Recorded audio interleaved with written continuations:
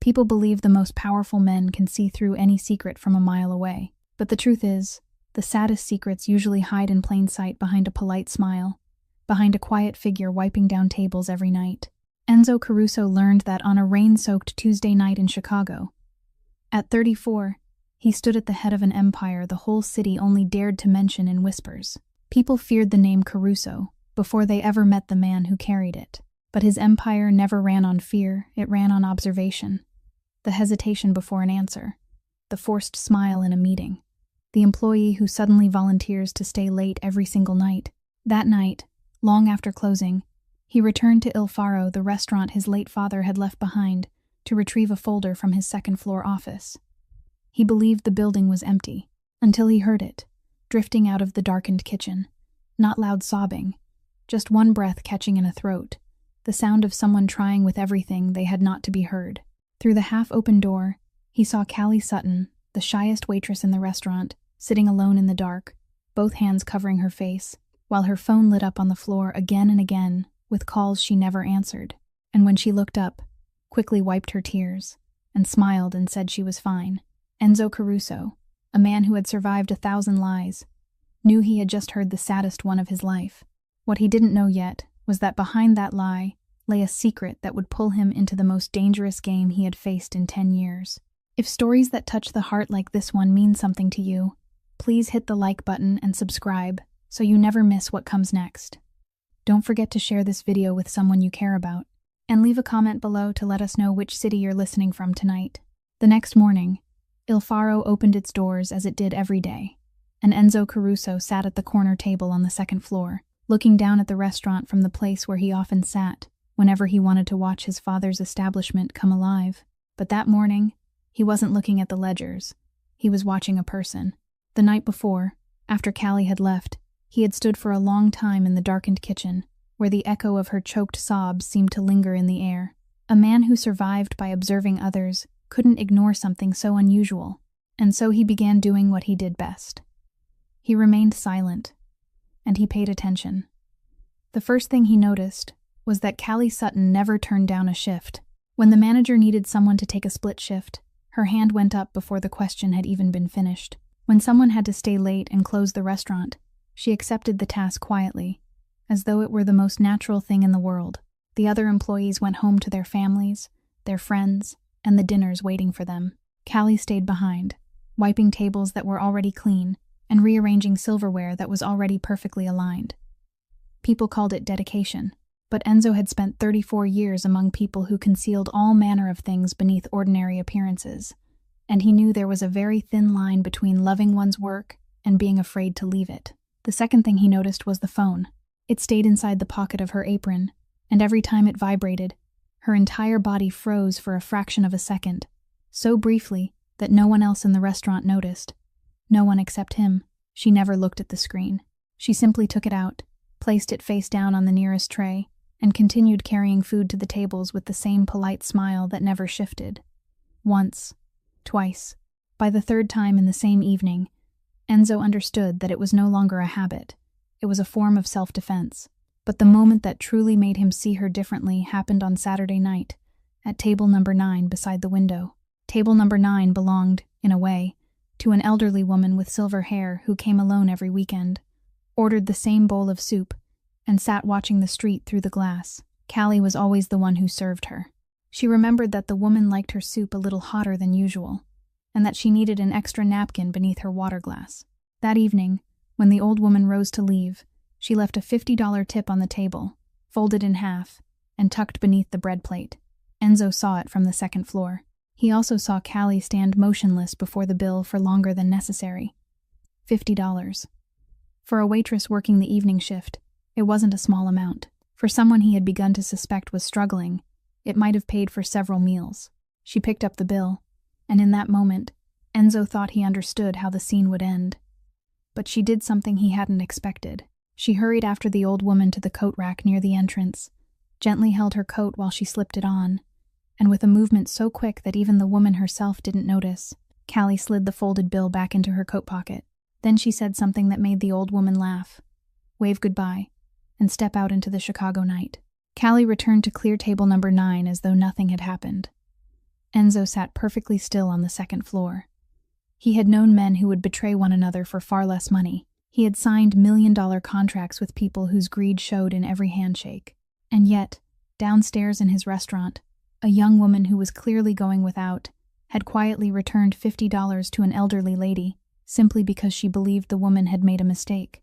A poor person, without greed, his father had once said, is the rarest kind of person in this world. From that night on, Enzo's attention toward Callie was no longer merely the caution of an owner confronted with something unusual. It became a question that kept him awake. What could someone so decent be running from?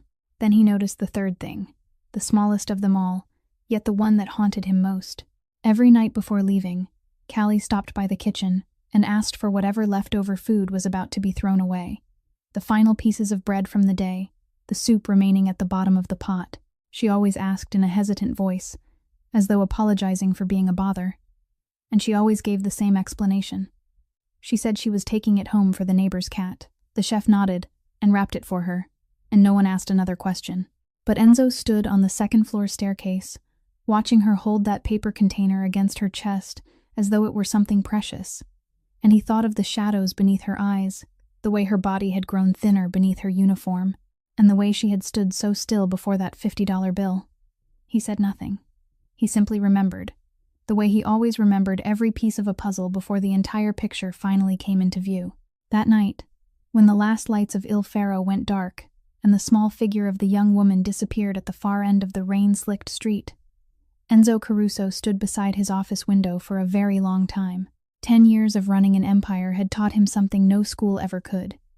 People who are hiding something are often the hardest workers of all, because only when their hands never stop moving can they briefly forget the weight pressing down upon their shoulders. That Friday night, Il Faro was packed with customers. The sound of silverware touching porcelain, wine pouring into glasses, and laughter rising from weekend dinner tables blended into the familiar rhythm Enzo had heard since childhood, from the days when his father still stood behind the bar and made coffee with his own hands for the regulars. On crowded nights like that, Enzo came down to the first floor, not to supervise, but because of an old habit. His father had once told him that a healthy restaurant had a heartbeat of its own, and its owner had to know how to listen to it. That night, Il Faro's heartbeat was steady and warm, until the moment it shattered with the sound of glass. Callie was carrying a tray of wine glasses past the bar when the phone inside her apron pocket began to vibrate. That was all. A faint vibration buried beneath 100 other sounds. But Enzo saw her shoulders collapse as though she had taken an invisible blow, saw the hand holding the tray falter for half a beat, and watched the outermost glass slip over the edge and fall straight onto the stone floor. The sound wasn't loud. In a crowded restaurant, a broken glass was so ordinary that most of the diners only glanced over for a second before returning to their meals.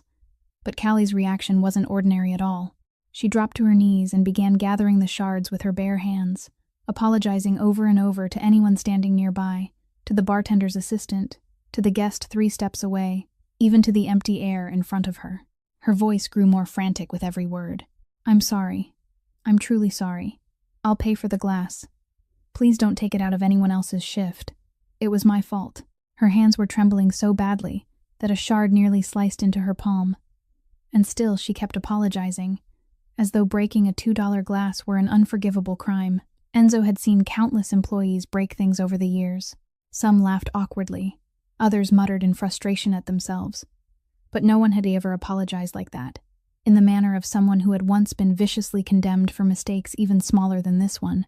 Someone who had learned by heart that every error had to be paid for with humiliation. That kind of reflex wasn't formed inside a restaurant. It had been taught somewhere else, by someone else. He stepped forward before the manager could speak, bent down, picked up the largest shard, placed it on the tray, and said in the calmest voice he could manage, "A glass can be replaced." Callie looked up at him, her hazel eyes widening as though he had spoken in a language she had never heard before. For 1 second, he saw something in those eyes that was sadder than the tears from the night before, the bewilderment of someone who wasn't accustomed to forgiveness. Then she lowered her head, whispered her thanks, and stood to continue her shift, though her shoulders remained rigid. It was as she rose that the phone inside her apron lit up again, and this time, through the thin fabric of the half-open pocket, Enzo saw the screen. For only a brief moment, before she managed to turn it face down, he read a name, Wade. No last name, no photograph, only 4 cold letters against the glowing screen, and beneath them, a notification showing 17 missed calls. 17 calls in a single evening. Enzo returned to the corner table, but his mind no longer remained with the heartbeat of the restaurant. A man's name calling 17 times wasn't calling to ask how someone was doing. It was a name that made the person receiving those calls drop a glass and kneel before the whole world to beg forgiveness. He had seen fear wear many faces, the fear of a debtor before a creditor, the fear of a traitor before discovery. But the fear on Callie's face belonged to something else, the kind of fear that had lived beside a person for so long that it had become part of the body itself. That night, Callie was once again the one who stayed behind to close. When the final guest had left, and the larger lights were being switched off one by one, Enzo was upstairs preparing to leave, when he saw her pass the long row of front windows, the familiar food container held against her chest, her steps carrying her toward the main entrance. Then she stopped. She stopped in the truest sense of the word, like a piece of film frozen in the middle of a scene. Enzo followed the direction of her gaze through the glass to the street across from the restaurant. A black pickup truck was parked against the opposite curb, positioned between 2 pools of streetlight, so that it nearly disappeared into the darkness. Its headlights were off. The engine wasn't running. No one got out. It simply sat there, silent and patient, in a way no accidentally parked vehicle ever did. Callie stood motionless before the window for the span of 3 breaths. Then her right hand rose to her chest, her fingers finding the small silver necklace she wore every day and closing tightly around the pendant, as though it were something keeping her from drowning. She stepped back once, then again, before turning toward the kitchen, toward the rear exit that opened into the narrow alley. She left the restaurant through the back door, even though her bus stop was directly outside the front entrance. Enzo stood beside the second-floor window, without turning on the light, staring down at the black pickup truck. He remained there, as still as the vehicle itself, locked in a contest of patience that only he knew was taking place. Nearly half an hour passed before the pickup finally started, rolled slowly away, and disappeared into the stream of Chicago's nighttime traffic. Enzo stayed where he was for a long while after it vanished.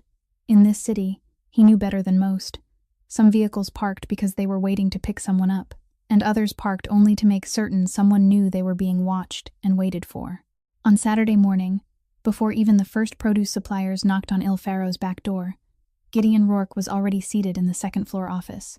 He was in his 50s, with closely cropped salt and pepper hair, the straight posture of a former soldier, and he was the only person in the world who could enter that room without knocking. Gideon had served the Caruso family since Enzo's father was still alive, had stood beside that hospital bed all those years ago, and had taught the teenage Enzo his first lesson about power, that the person shouting the loudest in the room was usually the weakest person in it. 30 years in his profession had given him a rare ability. He could tell when his employer had summoned him because of business, and when it was because of something heavier than business. This morning belonged to the second kind. Enzo poured 2 cups of coffee, pushed one across the desk, and spoke without preamble. There's an evening waitress downstairs named Callie Sutton. There's a man named Wade who is frightening her. And there's a black pickup truck parking across the street at night. I want the truth, nothing but the truth. Gideon took a sip of coffee and asked a single question. How far are the limits? Enzo looked toward the window where he had stood for nearly half an hour the night before. No one touches anyone. No one learns they're being investigated. No threats, no confrontation, and not a single shadow close enough for either her or that man to notice. I need the truth untouched, before anyone's fear has a chance to distort it. Gideon nodded, but remained seated for one more beat before asking the question only a man who had known Enzo since boyhood would have dared to ask. In what capacity are you doing this? As the owner of a restaurant, or as a man? Enzo was silent for a long time. Then he answered with the words his father had carved into him long before he was old enough to understand their full meaning. Anyone who works beneath a Caruso roof is protected by the Caruso family. My father never allowed a single exception, and I don't intend to become the first. Gideon set down his coffee, rose from the chair, and left the office without a sound, exactly as he had entered it.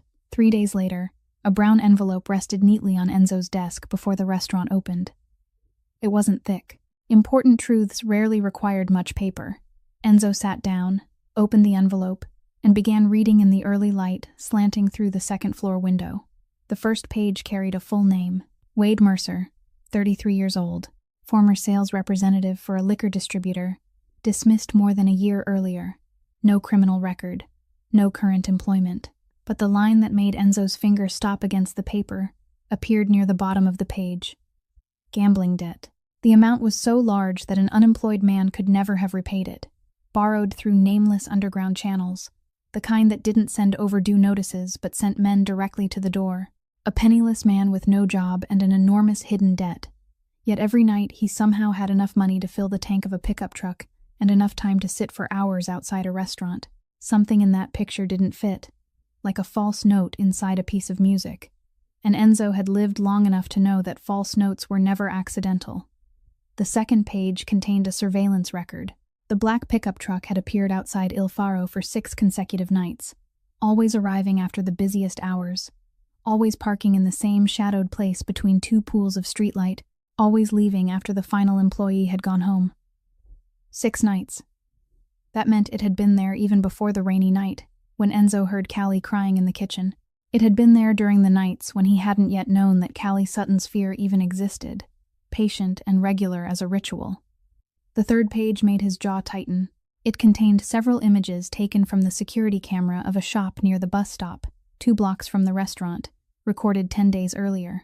In the photographs, Wade Mercer stood directly in Callie's path at the shelter, one hand braced against the glass advertisement panel, narrowing the space around her in a way any man would understand was deliberate. Callie, captured in the blurred image of a street camera, was stepping backward, both arms clutching her purse against her chest like a fragile shield.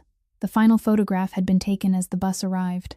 She hurried aboard while the man stood watching her with both hands in his pockets, unhurried, like someone who had simply completed one more task in his day. Enzo set the photographs down, leaned back in his chair, and stared out at the gray Chicago morning. One question kept returning to him, tapping against his mind like water dripping in the night. A young woman who had been followed for weeks, blocked in the street, and called 17 times in a single evening, would ordinarily go to the police.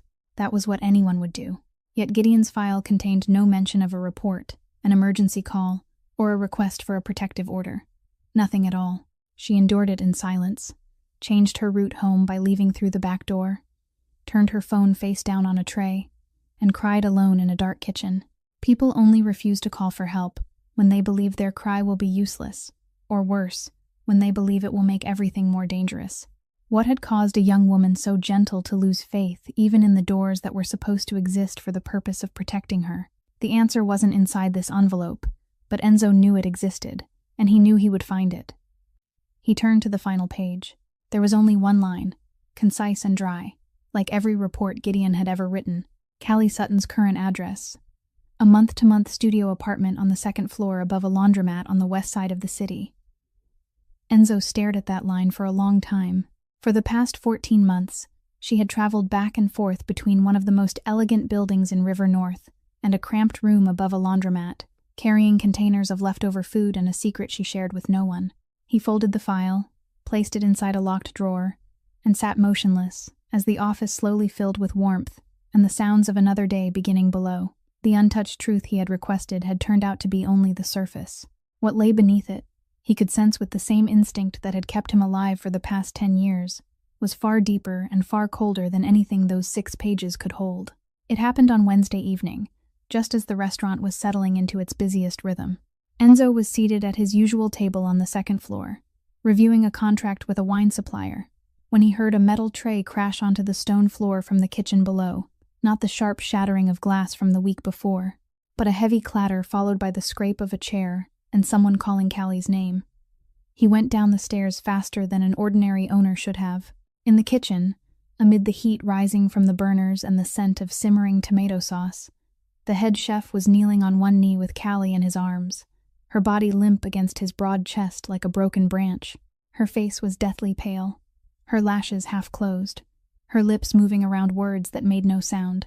Several employees crowded nearby, one pouring water, another fanning her with a menu, and the chef looked up at Enzo with the grave expression of a man who had witnessed something like this before in his life. Her blood sugar dropped, that's all. I caught her before she hit the floor. She's too light. Far too light for it not to be worrying. It was in the moment the chef lifted her to carry her toward the couch in the staff room that something slipped from the pocket of her apron and landed on the tile floor. A crumpled white envelope, its edges worn from being folded and opened many times. No one noticed it amid the confusion. No one except Enzo.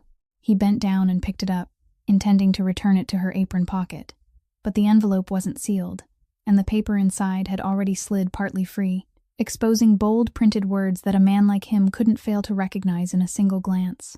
Debt demand notice. He straightened, turned his back to the group gathered around Callie, and pulled the paper out completely. He knew he was crossing a boundary, but some boundaries existed to be crossed when a young woman had just collapsed from hunger in the middle of his restaurant. The document carried no company name, no office address, no customer service number, only an amount and a deadline. And the amount made Enzo Caruso, a man who had signed checks worth 7 figures without blinking, fall completely still. This wasn't the kind of debt a waitress took on to cover her rent. It was the kind of number capable of crushing an entire life, the kind of number no one borrowed simply to survive, but could only be buried beneath. On an evening shift wage and tips, Callie could have worked until the end of her life without ever reaching the interest.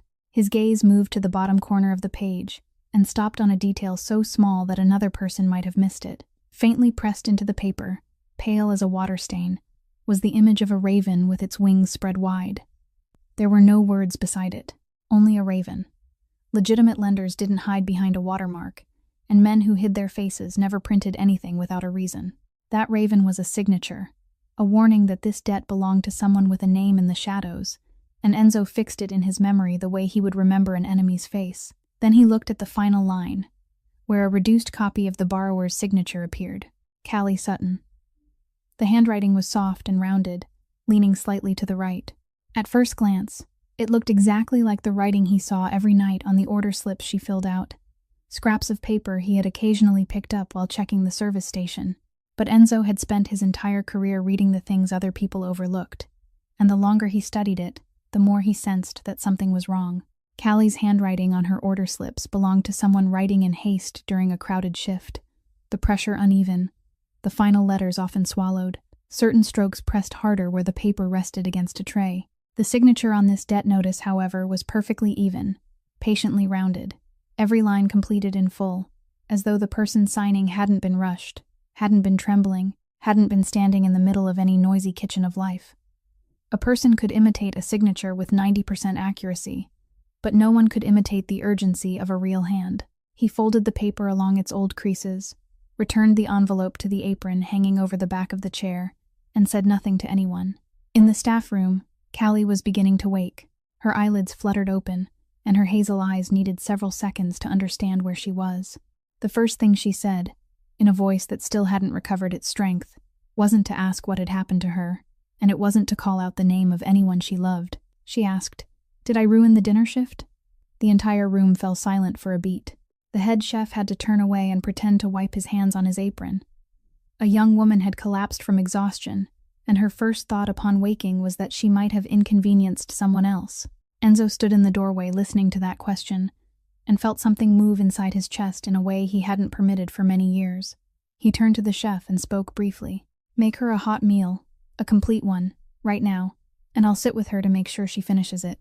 15 minutes later, in a quiet corner of the staff room, a tray of steaming food was placed on the table. A plate of pasta in cream sauce, hot soup, and freshly baked bread still fragrant with butter. Callie sat before the tray with both hands in her lap, watching Enzo with the wary expression of someone waiting to hear what condition came with it. He offered none. He simply pulled out a chair and sat across from her, poured her a glass of water, and said one word, "Eat." Then he remained silent. Not a single question about the envelope, about the name Wade, or about the black pickup truck. There was only the patient silence of a man who had learned that sometimes the kindest thing one person could give another wasn't a question, but a meal and a safe stretch of quiet. Callie picked up the fork, cautiously at first, taking small bites, her eyes still lifting every so often as though she feared being judged. But then real hunger restrained for far too long, took over.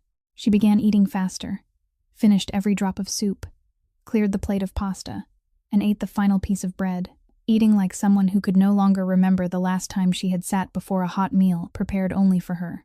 Enzo remained still as he watched her, showing no pity and asking no questions, quietly pushing the breadbasket closer whenever it began to empty. And in that moment, The final piece of the past several nights settled into place inside his mind.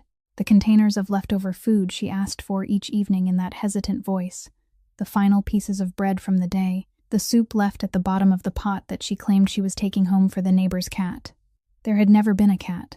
There had only been a young woman living on the second floor above a laundromat, saving every dollar for a bottomless debt, and carrying that paper container against her chest through the cold streets each night, only to return to the restaurant the following morning with a polite smile and serve tables overflowing with food while no one knew she was hungry. 2 days after Callie fainted, a new notice appeared on the bulletin board in Il Faro's staff room, brief and unexplained, exactly in the style of the man whose name was signed beneath it. Beginning that week, every evening shift employee would share a family meal before the restaurant opened, prepared by the kitchen, with no deduction from wages and no exceptions. In old Italian restaurants, the family meal had once been a tradition, the entire staff sitting down together like a household before the storm of the evening descended. But that tradition had disappeared from Il Faro after Enzo's father died, when the restaurant became a machine that operated with flawless, cold precision. Now it had returned, sudden as rain in the middle of a dry season. The manager read the notice twice, then quietly went to rearrange the schedule. The head chef finished reading and gave a small nod to himself, as though something he had suspected since the night he held that weightless young woman in his arms had just been confirmed. No one said it aloud, but everyone in the restaurant understood whom this new rule had been created for. And what pleased Enzo was that not one person, from the youngest kitchen assistant to the longest-serving waiter, allowed Callie to sense it. They simply pulled her into a chair as though she were the youngest member of the family, so naturally that she didn't even have time to refuse. On Friday afternoon, the long table near the kitchen door was covered with a cloth, and for the first time in years, the first floor of Il Faro, filled with a sound that didn't belong to customers, the laughter of the people who made the place what it was. The head chef carried out large platters of pasta, herb-roasted chicken, salad dressed with olive oil, and a tray of garlic bread that he proudly declared came from a recipe he had never prepared for any paying guest. Enzo didn't sit at the head of the table. He chose a seat among everyone else, beside the manager and diagonally across from Callie, close enough to observe her but far enough away that she wouldn't feel pressured. During the first few days, she ate cautiously, always waiting until everyone else had served themselves, always choosing the smallest portion. But by the third meal, something inside her began to thaw, slowly, like the first snow of the season beneath sunlight. She began to join the conversation, at first with only a brief answer when someone asked her a question, then gradually with small stories of her own. And it was during one such afternoon meal, when the young kitchen assistant complained about an oil burn on his wrist, that Callie did something she hadn't done during all 14 months she had worked at Il Faro. She spoke about herself without being asked. She told the young man to let her see his wrist, gently turning it beneath the light with a confidence that surprised the entire table, then said the burn needed to be kept dry, and that he shouldn't put toothpaste on it the way the kitchen staff always told one another to do, because her mother would have scolded anyone for half an hour if she ever caught them putting toothpaste on a burn. Someone asked whether her mother had worked in medicine. Callie paused for half a second, like someone who had accidentally opened a door that had always remained locked, but then she didn't close it again. She said, softly but clearly, that her mother had been a nurse and had spent nearly her entire life working in the internal medicine department of a large hospital, and that her mother's hands had bandaged more strangers than they had cooked meals for herself. The table grew quiet as everyone listened, and Callie, sheltered within that gentle silence, continued with one small memory. She told them that when she was still in school, there had been a night when she and her mother had only enough money left for one dinner.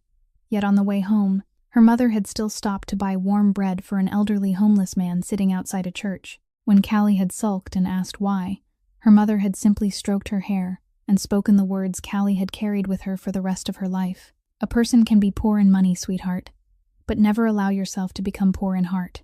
The head chef nodded solemnly and said the woman had been absolutely right, then began telling the story of how he had once burned an entire pot of sauce on the busiest night of the year and had practically fallen to his knees before the former owner to beg forgiveness. His clumsy and exaggerated reenactment made the whole table burst into laughter. And in the middle of that laughter, Enzo heard it. Callie's laugh. It wasn't the polite social laugh she used with customers, but a sound that escaped before she could restrain it, clear and slightly awkward, like something that hadn't been used in a very long time. It lasted only a few seconds, But during those few seconds, her entire face changed. Her hazel eyes brightened, her cheeks warmed beneath the golden light, and the exhaustion that always seemed carved into her features disappeared, revealing the face of a 27-year-old woman who should have looked that way all the time if life had been only a little kinder to her. Enzo caught himself watching her longer than an employer should watch one of his employees, and he didn't look away. Then the phone inside her apron pocket began to vibrate, and the light that had just appeared on her face vanished like a candle in the wind. The laughter around the table continued. No one noticed her hand quietly pressing against the fabric to silence the vibration, and no one noticed her shoulders stiffening beneath her uniform. No one except the man sitting diagonally across from her. Their eyes met across the table, and Enzo asked in a voice low enough for only her to hear, "Is everything all right?" Callie looked at him, pulled her familiar, polite smile back into place like someone hastily putting on an old coat, and answered, "It's nothing important, sir." He nodded, didn't ask anything else, quietly refilled her glass of water, and turned back to hear the rest of the chef's story. He didn't push her, because he understood something that 10 years of power had taught him. Trust wasn't something that could be demanded. It could only be waited for. People didn't open their doors to someone pounding outside. They opened them for the person who had stood there patiently with empty hands. But refusing to pressure her didn't mean doing nothing. That night, when Callie left the restaurant through the back entrance with her purse held close, as she had made a habit of doing during the past several weeks, a gray car quietly pulled away from a parking space half a block away. Behind the wheel sat one of Gideon's most discreet security men, carrying instructions that contained only 3 points. Keep your distance, don't let her know you're there, and don't leave until she is safely behind her door. The gray car followed the bus, through streets washed with scattered light, stopped at the top of a small hill on the west side of the city, and remained in the darkness as the slight young woman walked the final distance, past the laundromat after it had closed, and climbed the narrow staircase along the side of the building. Only when the second-floor window came alive with a weak yellow glow did the gray car start its engine and drive away. From that night forward, as steadily as breathing, there was always a car like that waiting in the darkness behind Callie Sutton, and she had no idea that on the streets she had traveled alone for the past 2 years. For the first time, she was no longer alone. On Tuesday afternoon of the following week, when the autumn sunlight had turned the color of honey across the rooftops of River North, a knock sounded outside the second-floor office. 3 soft, widely spaced taps, the kind made by someone who had spent a long time in the hallway trying to persuade herself to knock at all. Enzo was seated behind his desk, and even before the door opened, he knew who was standing on the other side, because there was only one person in the entire restaurant who knocked as though apologizing for the sound of her own hand. Callie stepped inside, still wearing her evening shift uniform, her hair neat. It wasn't the constant weariness he had grown accustomed to seeing, nor was it the fear that tightened across her face whenever her phone vibrated. It was the strange calm of someone who had made a decision, the kind of calm Enzo had seen on the faces of people preparing to do the thing that would hurt them most. She crossed the room with measured steps, stopped before his desk, and placed a white envelope on the polished wood with both hands, carefully and solemnly, as though she were offering something sacred or surrendering something sacred. "I'm submitting my resignation," she said, her voice rehearsed so carefully that it wouldn't tremble, effective as soon as you accept it. Enzo looked at the envelope, then at her, and for one brief moment, he heard the echo of a long-forgotten afternoon inside his mind, when he had still been a boy standing behind the bar, listening to his father say that people left a place for only 2 reasons. Either the place was no longer worthy of them, or they had come to believe they were no longer worthy of the place. He opened the envelope and removed the single sheet inside. The resignation had been written by hand in the soft, rounded script he already knew, though the hurried strokes he recognized from her order slips had been shaped slowly and carefully now, as though she had written it during the night, then written it again and again. It was brief. There was a message of gratitude to the restaurant, to her co-workers, and to the family meals she described as the most beautiful afternoons she had known in the past 2 years, followed by an apology that offered no explanation. Enzo read it once from beginning to end. Then he read it a second time, more slowly. Not because he needed to understand what she had written, but because he was searching between the lines for what she had left unsaid. The room was so quiet that he could hear the soft crackling of the fireplace and the distant murmur of the city beyond the glass. At last, he looked up and asked in a calm, gentle voice, "May I know why?" Callie had prepared herself for that question.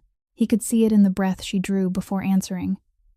"Staying here isn't fair to the restaurant anymore," she said. "You and everyone else have been too kind to me, kinder than I deserve, and that's exactly why I have to leave." She paused, lowering her eyes to the desk, then spoke the words Enzo knew were the most honest she had ever given him. "There's a storm following my life, and my storm shouldn't touch anyone else. It shouldn't touch this place." Enzo remained still. 10 years at the head of an empire had taught him to recognize the moment when someone was sacrificing herself, and what made his chest feel heavy wasn't the resignation letter, but the fact that this young woman believed the only way to protect people who had shown her kindness was to disappear from their lives. He lifted the letter, folded it along its original crease, placed it back inside the envelope, and with a slow, decisive movement, pushed it across the desk toward her. "I'm not accepting this today," he said. Callie stared at the envelope as though it were something impossible. "You can't do that," she said, her voice wavering for the first time. "I just did," Enzo replied.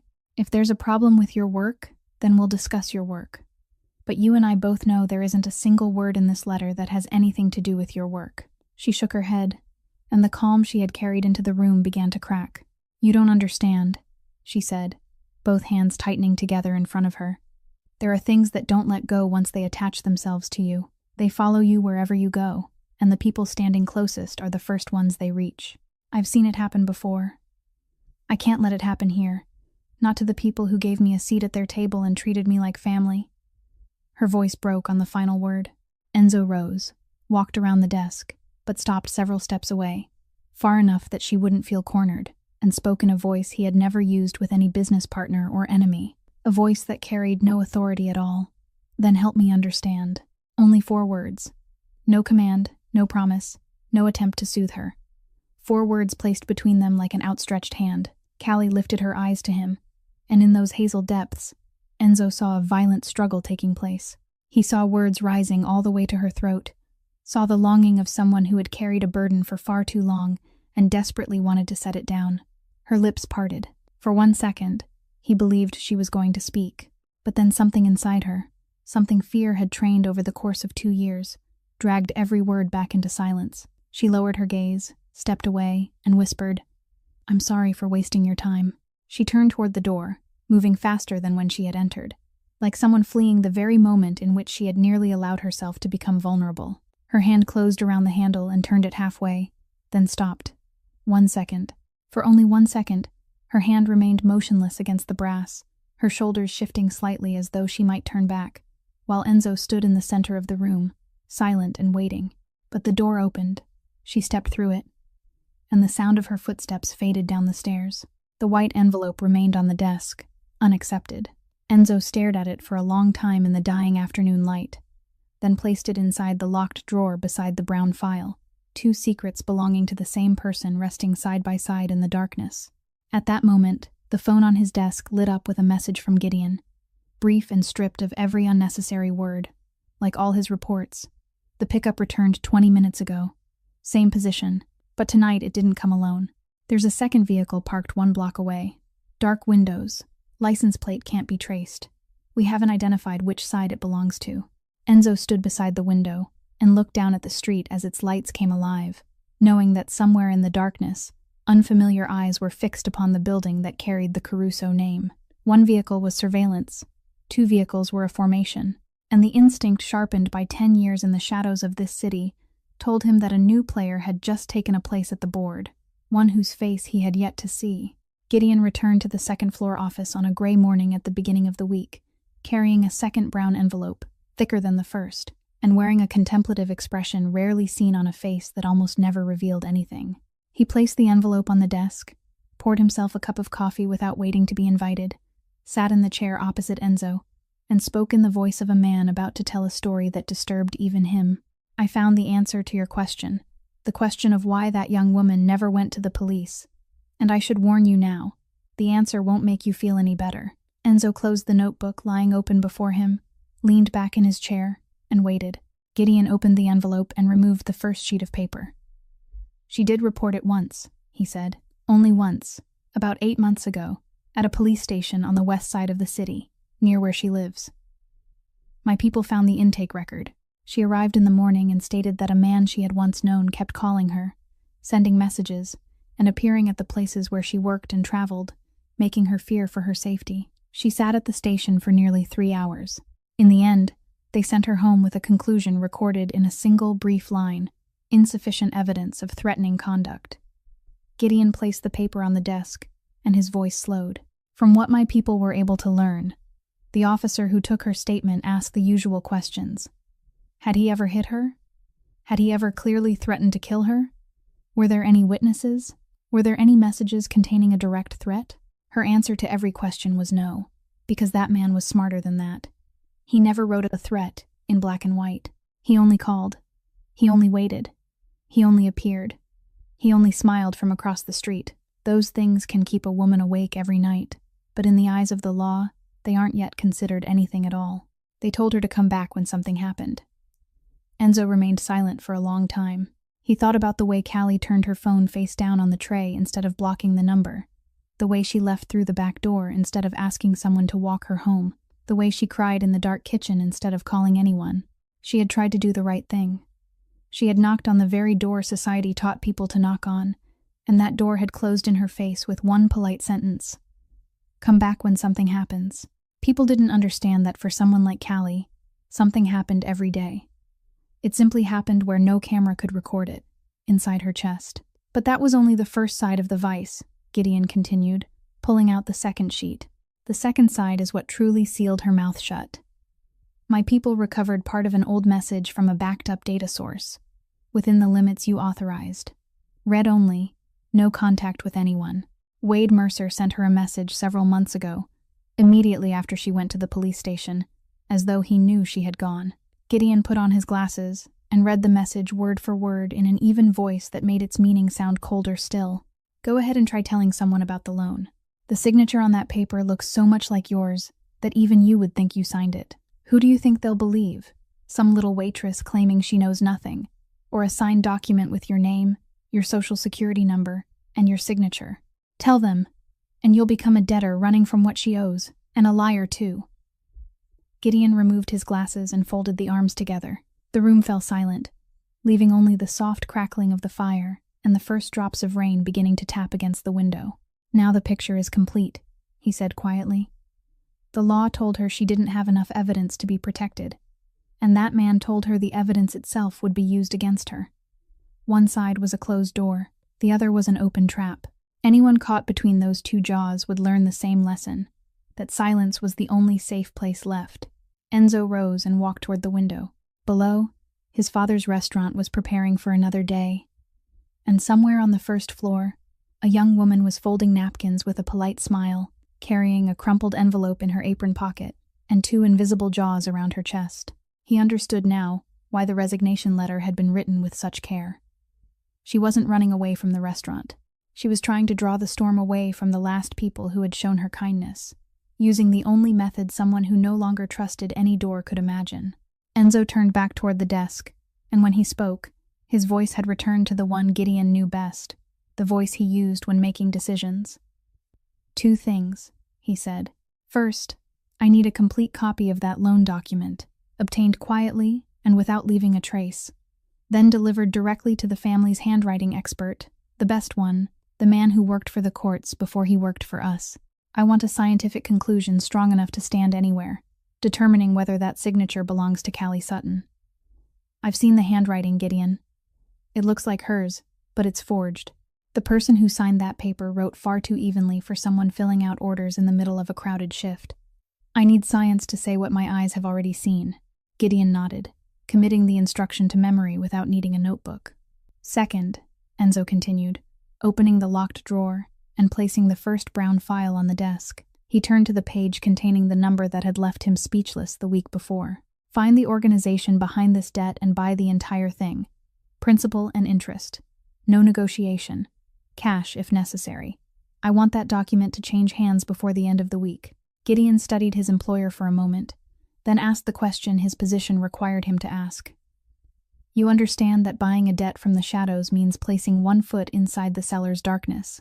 There are faster ways for a name like Caruso to make a man like Wade Mercer disappear from that young woman's life. Enzo closed the file. My father had one saying he repeated more often than any other, he said. A man who uses his fists on a problem that can be solved with his mind is a lazy man. I don't intend to be lazy about this. Once the debt is in my hands, that man loses the rope he has tied around her. And no one has to bleed, no one has to go to prison, and no stain reaches this roof. That's how my father would have done it. Gideon stood, fastened his coat, and for the first time that morning, something close to a smile passed across the old soldier's face. He would be proud, Gideon said simply. Then he picked up his leather case and stepped into the rain, which was falling harder now, carrying his orders and enough cash to purchase an entire nightmare. Enzo remained alone in the office, watching the rain stream down the glass, and for the first time since the night he heard Callie crying in the kitchen, he allowed himself to believe it was almost over, simple and clean, like a chess game in which he could already see checkmate.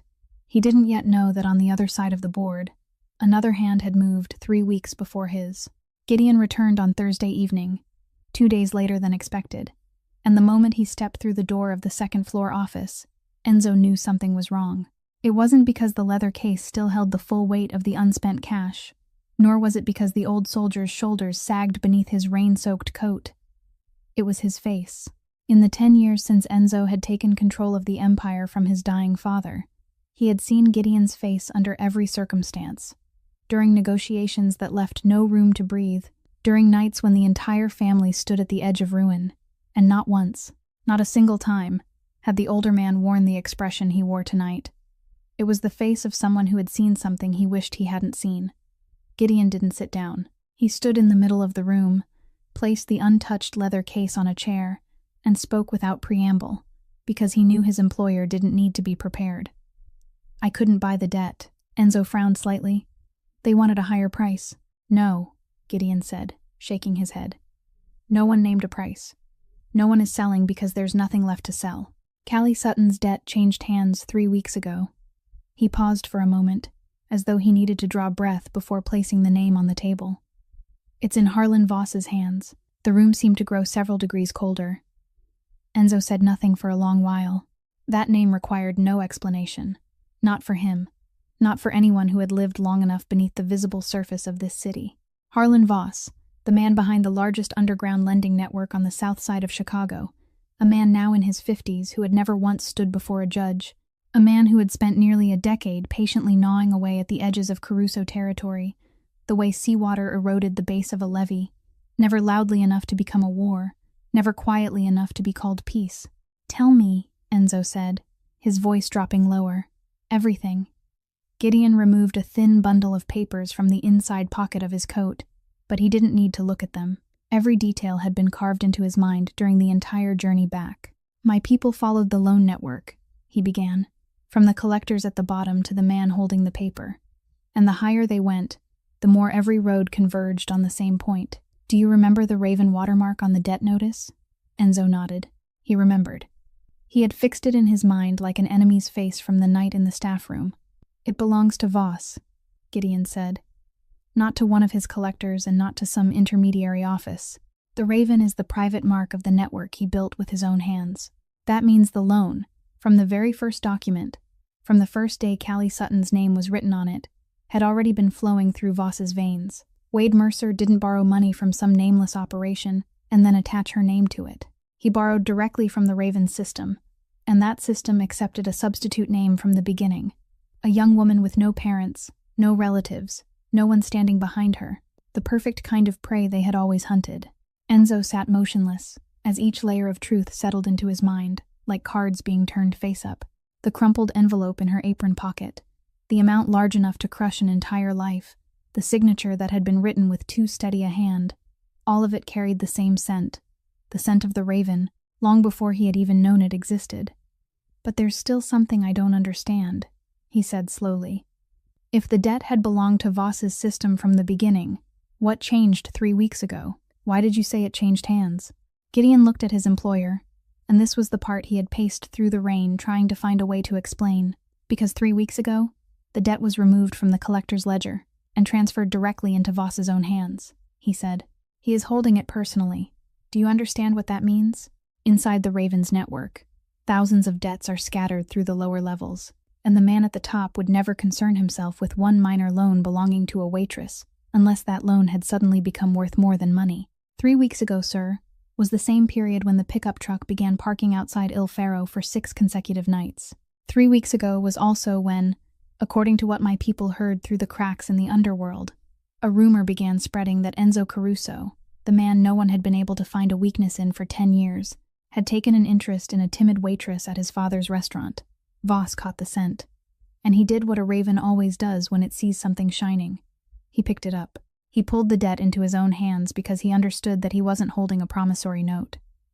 He was holding a chess piece, aimed directly at you. Enzo rose and walked toward the window, while Gideon continued behind him, his voice as steady and merciless as the truth. Now every move he has made is clear. Have you wondered why that pickup only sat there and did nothing night after night? Because Voss wasn't allowed to do anything.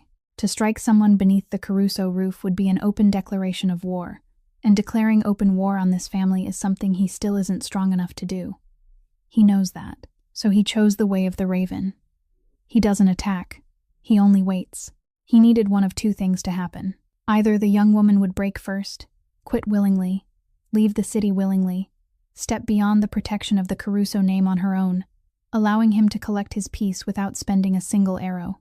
Or you would break first, lose your temper, send someone to deal with Mercer, and strike openly before the entire city, giving Voss proof that the Caruso family had attacked an ordinary civilian over a woman, the perfect excuse to draw the other families to his side.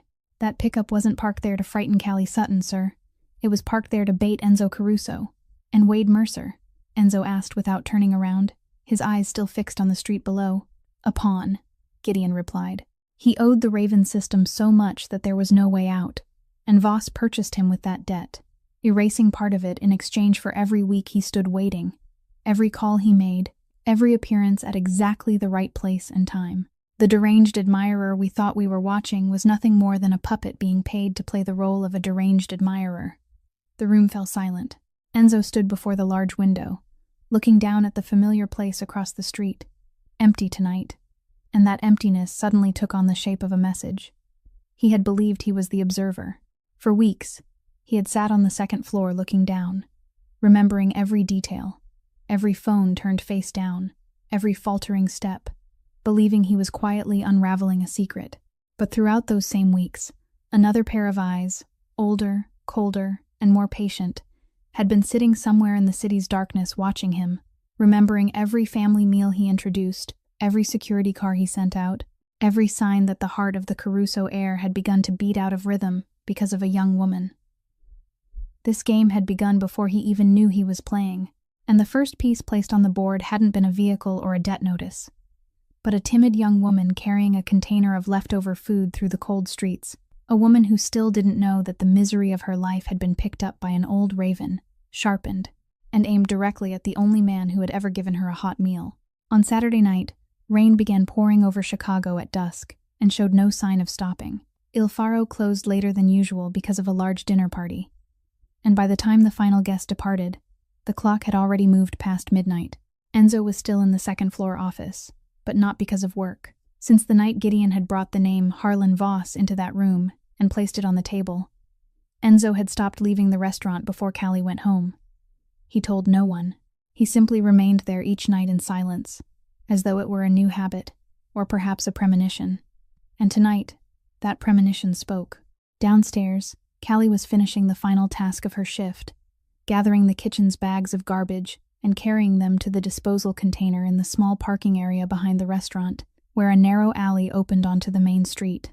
She pushed through the rear door and stepped into the rain with a garbage bag in her hand, never seeing the figure concealed behind the container until it was too late. Wade Mercer stepped out and blocked the space between her and the door. He wore a dark coat soaked completely through, proof that he had been waiting in the rain for a long time, but the smile on his face remained as dry and sweet as ever, the kind of smile that had persuaded so many people to believe he was a pleasant man. "Hello, sweetheart," he said, his voice gentle as though soothing a child. "You're difficult to see these days. I call you over and over, but you never answer. I wait for you night after night, but you always leave through the back. And now it turns out the back door is where we finally meet. Don't you think that's funny?" Callie stepped backward instinctively, the garbage bag slipping from her hand as her back struck the freezing edge of the container. "Please go home, Wade," she said, struggling to keep her voice steady. "We don't have anything left to say to each other." "Nothing left to say," he repeated, and the smile on his lips didn't move an inch. "That's exactly the problem, sweetheart. You keep making decisions for both of us." He took one step toward her, and when Callie turned, trying to slip around him and run back inside, his hand shot out and closed tightly around her wrist, holding her in place. He didn't squeeze hard enough to hurt her. No, Wade Mercer had never been that clumsy. His grip was only firm enough to make her understand that she wasn't going anywhere, only firm enough to blur the boundary between pleading and threatening beneath the rain. "I only want to talk," he said, leaning closer while his voice remained sickeningly sweet. 10 minutes, that's all. You owe me that. After everything we once had, you owe me 10 minutes. Callie tried to pull her hand free once, then twice, but his fingers remained locked around her wrist like a handcuff wrapped in velvet. Rain streamed down her face and mingled with something saltier than rainwater. And in that desperate moment, she heard a voice come from the direction of the rear door, so calm that it might have been discussing the weather. Wade Mercer, only 2 words, his full name, spoken slowly and clearly through the sound of the rain.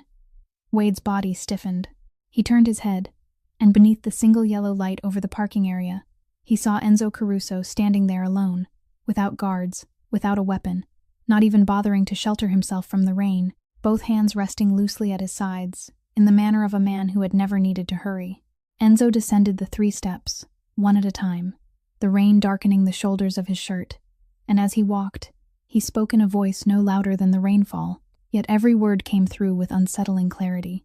Wade Mercer, 33 years old, unemployed for the past 14 months. Then he recited a number, slowly, completely, and accurate to the final dollar. The amount known by only 3 people in the world, the man who owed it, the man who held it, and now the man walking toward them through the rain. "That's how much you owe the people you know perfectly well never forget," Enzo said. "Did I read it correctly? Or would you like me to give you the date of the original loan as well?" The color drained from Wade's face. His sweet smile, the weapon that had never betrayed him, cracked for the first time like paint exposed to water. A man who could recite that number was a man whose reach extended into the deepest places of the city's darkness. And Wade understood that more quickly than any threat could have made him understand. Enzo stopped 3 steps away from them, lowered his gaze to the hand gripping Callie's wrist, then raised his eyes to meet Wade's, and spoke one sentence, each word falling with the same heavy rhythm as the rain striking the metal lid of the container. "You know what the Caruso name means in this city. Let her go, and don't make me say it twice." There was no shouting, no fist was raised. There was no movement except the falling rain. There was only silence. The dense silence Enzo Caruso had learned to wield more skillfully than any weapon, settling over the small parking area and completing the rest of the work. Within that silence, everything could be heard, the rain drumming against the metal roof, the water running through the gutters, and the reason inside a gambler's mind, calculating very quickly whether 10 minutes of conversation was worth the remainder of his life. Wade's fingers slowly loosened, then released her completely. He retreated 1 step, then another, gradually disappearing into the rain and the darkness of the alley. But just as his body was about to dissolve into the night, he stopped, and as though unable to contain one final drop of poison, he called back, his voice stripped of every trace of sweetness, leaving only the bitterness of a chess piece that knew it was about to be swept from the board. "She isn't worth the trouble, Mr. Caruso. Someone is paying far more to make her disappear." Then he turned away, and the rain swallowed him whole. The words remained suspended in the air like the smoke left behind by a gunshot. Enzo stood motionless for 1 beat, fixing every word in his memory and placing it beside the name Harlan Voss inside his mind. 2 pieces of the puzzle fitting together on their own before the rain, their only witness. Then he turned toward Callie. She was still pressed against the container, her entire body trembling in waves. Whether from the cold or from what had just walked away, he couldn't tell. Her right hand rose to her chest, her rain-soaked fingers finding the silver necklace and closing tightly around its pendant as they had done for the past 2 years, as though it were the final source of support left to her in the world. Her lips moved, and through the sound of the rain, Enzo heard the 3 words she had concealed behind a polite smile for 14 months.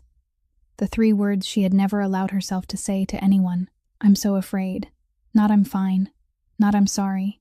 For the first time, that naked and trembling truth was spoken aloud, and it weighed more than any confession Enzo had ever heard in his life. He didn't tell her everything would be all right, because he didn't promise what he couldn't yet guarantee.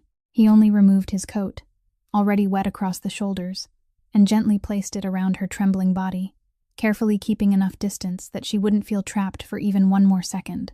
Then he spoke softly, in the voice a person reserved for something precious.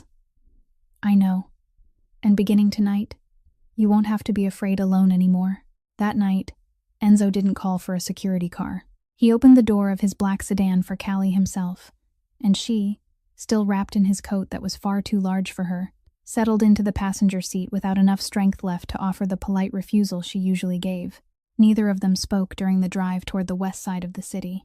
Rain continued to fall against the windshield, the lights of the streets smearing into long streaks before slipping past, and Enzo drove more slowly than necessary, not because the roads were slick, but because he understood that some silences needed to be allowed to last, that some silences could do the work of comfort better than words. From time to time, out of the corner of his eye, he saw her staring through the window, her fingers still gripping the edges of his coat around her shoulders, and he noticed that the trembling in those shoulders was gradually growing less frequent with every block they passed, like the fading echo of a storm moving farther away. When the car stopped in front of the darkened laundromat, Callie remained seated for a while longer, then turned toward him as though she meant to say something. But Enzo only shook his head gently. "Go upstairs and rest," he said. "Everything else can wait until tomorrow." She nodded, opened the car door, and took small steps through the rain toward the narrow staircase along the side of the building. Enzo didn't start the engine. He sat in the darkness of the car with both hands resting on the steering wheel, watching until her figure disappeared around the turn of the stairs, then continued waiting with the same patience he had shown throughout the past several weeks, until the small window on the second floor came alive with its familiar weak yellow light. Only then did he drive away, and during the entire journey back, Wade Mercer's words repeated inside his mind like a recording. "Someone is paying far more to make her disappear." Each repetition carved more deeply into his thoughts the name he knew stood behind everything. The following morning, when Callie opened her staff locker before beginning her shift, she found a white envelope resting neatly on the top shelf. There was no money inside it, and no letter, only a solid black key card bearing the Il Faro logo, the kind of card she knew was issued only to managers, granting access to the rear entrance where a security employee was always stationed from afternoon until late at night, and a small piece of paper folded in half. She opened the note. There was only one handwritten line, the script straight, precise, and restrained, just like the man who had written it. No one should have to begin or end a day in fear. There was no signature. None was needed. Callie stood before the locker for a long time, reading the sentence for the third time, and the coworkers passing behind her saw only that she quickly lowered her eyes and pressed the note against her chest for a single moment, before folding it again and placing it in the deepest compartment of her purse, the place where people kept things they intended to hold on to far longer than the life of an apron. From that day forward, Il Faro changed in a way only those inside it could feel, and no outsider could name. No notice appeared on the bulletin board. No meeting was called. It was simply that the security employee, who usually sat inside the guard station, now happened to stand beneath the rear awning, smoking at precisely the hour when the garbage was taken out, with a coincidence so natural that no one questioned it. It was simply that Callie's schedule was rearranged that week, her latest closing shifts quietly transferred to other employees, while the manager casually explained that he was trying to balance the hours more fairly across the whole team. It was simply that every night when she left the restaurant, one of Il Faro's cars always happened to be passing through the west side, and the driver always said the same thing: "I'm going that way anyway. Get in and save yourself the bus fare." Not one of those people mentioned the rainy night in the parking lot. Not one of them asked her a single question. And that gentle silence, the kind that didn't demand that she tell the story, didn't require her to explain herself, and didn't turn her into a subject of discussion, accomplished what nothing else had managed to do in 2 years. It allowed Callie Sutton to feel like an ordinary person again. On Wednesday afternoon, she knocked on the door of the second-floor office. There were still 3 soft taps, but Enzo immediately noticed something different. They were no longer separated by hesitant pauses as they had been before. She entered without carrying an envelope, her hands no longer clasped tightly in front of her, and she said, I came to thank you. For the card. For the car every night. And for all the things you think I haven't noticed." Enzo was about to say that they were only the bare minimum, but he stopped himself in time, because he saw something that made every word unnecessary. Callie was looking directly into his eyes as she thanked him. Her head wasn't lowered.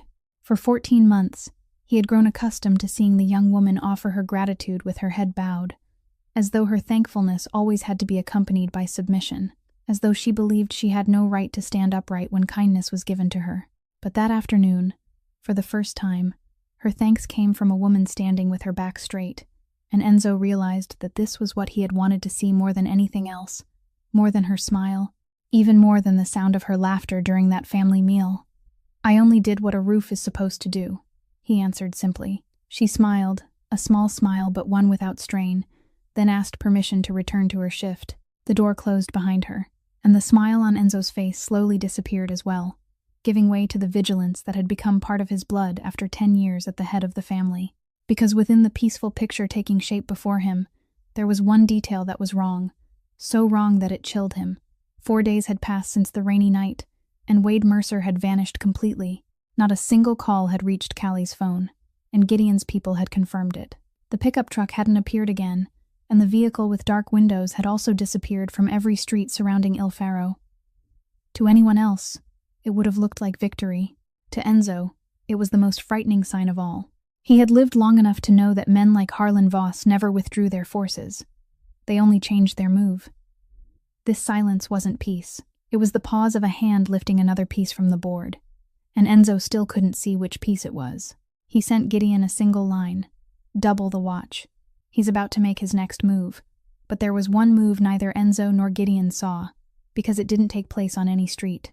It happened in complete silence that very evening, on the screen of the phone inside Callie Sutton's purse, while she sat in the restaurant car taking her home. A message arrived from the name she had believed would remain silent forever: Wade. Only one message, with no call accompanying it and no second message following. Unusually brief for a man whose persistence had always seemed endless. And on the final line of that message was an address on the south side of the city where Callie had never been. She read it beneath the passing yellow glow of the streetlights, then read it again and again, and through the rearview mirror, the driver saw only that the young woman in the back seat suddenly sat upright, unnaturally still, while her right hand slowly rose to close around the silver pendant at her throat. That night, the weak yellow light in the window above the laundromat remained on until very late. On Thursday afternoon, Callie didn't arrive for her shift. At first, no one was worried. They thought she might be ill. The young woman had grown visibly thinner over the past several months, and the manager called her phone to check on her. The number couldn't be reached. He called a second time, then a third, but each time there was only the emotionless voice of the automated operator. By 6 o'clock, when the family meal was served and her familiar chair remained empty, the manager went upstairs and knocked on the office door. Enzo was seated before a stack of contracts, and one look at the man's face was enough to make him set down his pen. Callie hadn't come in. Her phone had been turned off since noon.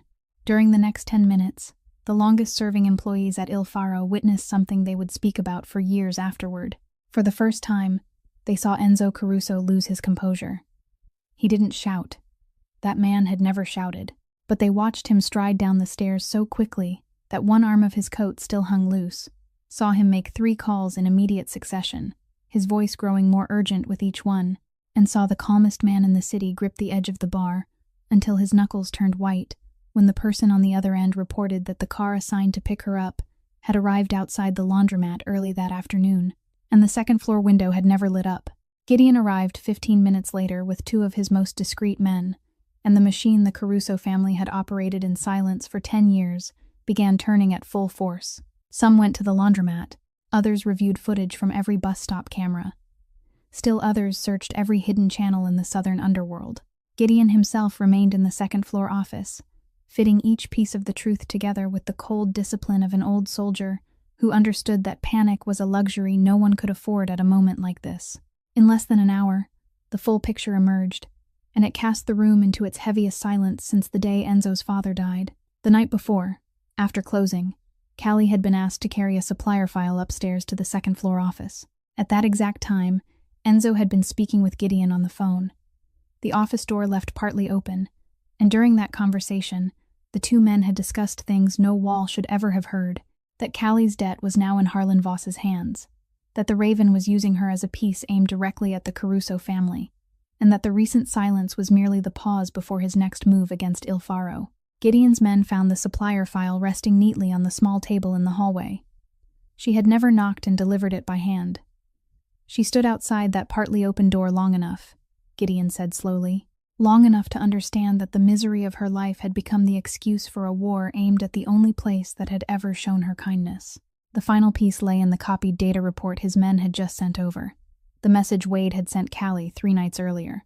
The only message, unusually brief, now displayed in full on the screen before Enzo. I won't bother you anymore. But if you want all of this to end, truly end, for you and for the people you're trying to protect, then come meet this man. He is the one who decides everything. Beneath those words was an address on the south side of the city. Enzo stood motionless before the screen, and inside his mind, everything fell into place with merciless precision. Voss had changed his move exactly as Enzo had expected, but the move hadn't been aimed at the restaurant or at him. It had been aimed at the young woman's heart, at the instinct buried so deeply inside Callie Sutton that both Voss and Enzo had recognized it. The instinct of someone who would rather carry the entire storm alone than allow it to touch anyone else. He didn't need to abduct her. He only needed to open a door and know with certainty that she would walk through it herself. The resignation letter from the week before returned to Enzo's mind. My storm shouldn't touch anyone else. And with a certainty cold enough to stop his breath, he understood that at that very moment, somewhere on the south side of the city, Callie was sitting across from Harlan Voss, prepared to sign a document accepting the full burden of a debt that had never belonged to her, prepared to promise that she would leave Chicago forever, exchanging everything that remained of her life for one assurance that the Raven would spare Il Faro and spare the people who had given her a place at their table and treated her like family. She thinks she's saving us, Gideon said quietly, and there was something in the old soldier's voice that came close to breaking. At that exact moment, his phone vibrated. He answered, and Enzo saw the change in his eyes. The examination results are in, Gideon said, still holding the phone. The expert concluded with the highest degree of certainty that the signature on the loan document doesn't belong to Callie Sutton. The strokes were traced slowly, the pressure unnaturally even. It was produced by a copying hand. But there's something else, and he raised his eyes to Enzo. This is the real blade. The blank paper used for that loan document, the paper type, its weight, even the Raven watermark, matches perfectly with the printing operation Voss's network uses for its own internal documents. That means the debt paper wasn't signed at some lending office and later acquired by Voss. It was created inside the Raven's own system, false from the moment it was born. A debt manufactured rather than borrowed. Enzo took the examination file from Gideon's hands, and for one moment, everyone in the room saw something ignite inside his gray eyes. Not anger, because they had seen his anger before, but the cold gleam of a sword being drawn from its sheath after 10 years. Prepare the car, he said. I'm driving myself. Gideon followed him. You can't enter the Raven's Nest alone. But Enzo had already reached the bottom of the stairs. Have your men follow at a distance, he said without turning around. But no one goes in before I do. He wants me angry. He wants me to make a mistake. He won't get that. He'll get something else. Then he rushed into the rain pouring over Chicago. The examination file pressed beneath his arm like a sword wrapped in paper, and the black sedan left the parking area so quickly that it carved 2 long trails of water across the road. The city streamed past the windows in blurred bands of wet light, and Enzo Caruso, the man who had sat through every life and death negotiation of the past 10 years without his pulse ever changing, heard his heart pounding in his throat for the first time. He knew what it meant to protect an empire. He knew what it meant to carry a family name upon his shoulders. But it wasn't until that night, driving through the rain toward the south side of the city, that he learned what it meant to fear losing a single human being. And he pressed the accelerator harder, because at the end of that road, inside the office of an old Raven, a young woman was lifting a pen, believing that her signature tonight was the smallest price she could pay to keep the people she loved safe. The address in the message led to an old brick building on the south side of the city, outwardly the office of a property management company, the sort of cover men like Harlan Voss had always preferred. 2 men standing in the lobby started to raise their hands to stop the unannounced visitor, but then, They saw clearly the face of the man who had just stepped through the rain-streaked glass door, and both of them made the wisest decision of their lives. They stood still. In this city, some names were a passport all by themselves. Enzo walked past them without slowing for even a heartbeat, rainwater still dripping from the shoulders of his coat onto the stone floor.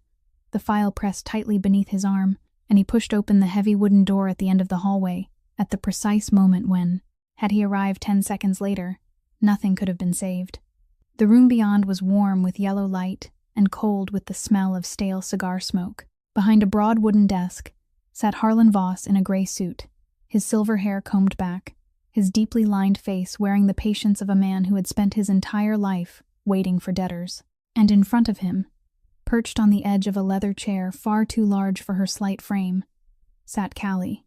She was bent over a sheet of paper spread flat across the desk, the pen in her right hand already touching the page, its tip only a breath away from the signature line.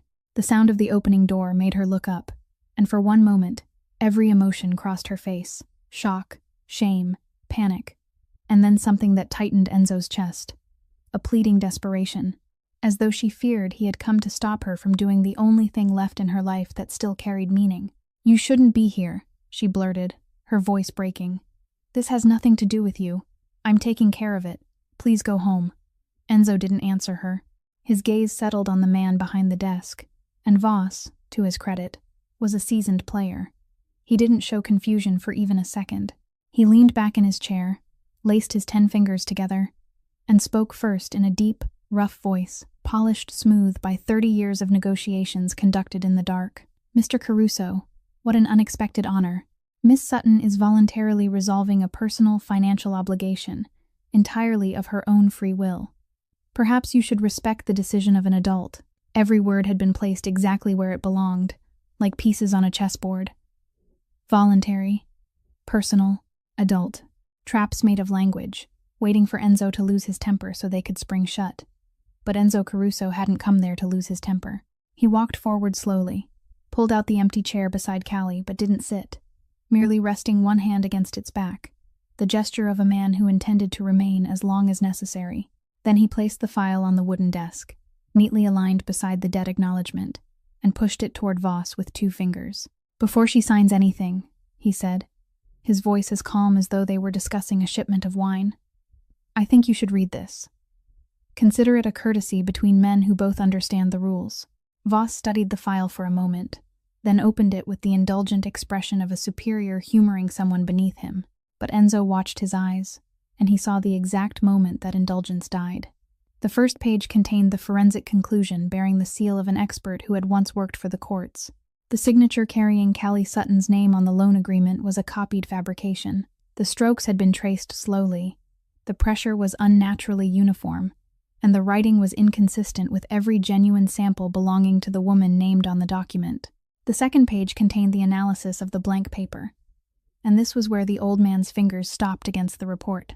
The paper type, its weight, and the Raven watermark on the loan contract matched perfectly with the paper stock from the internal print shop used by Voss's own network. The room became so quiet that the murmur of rain beyond the windows could be heard.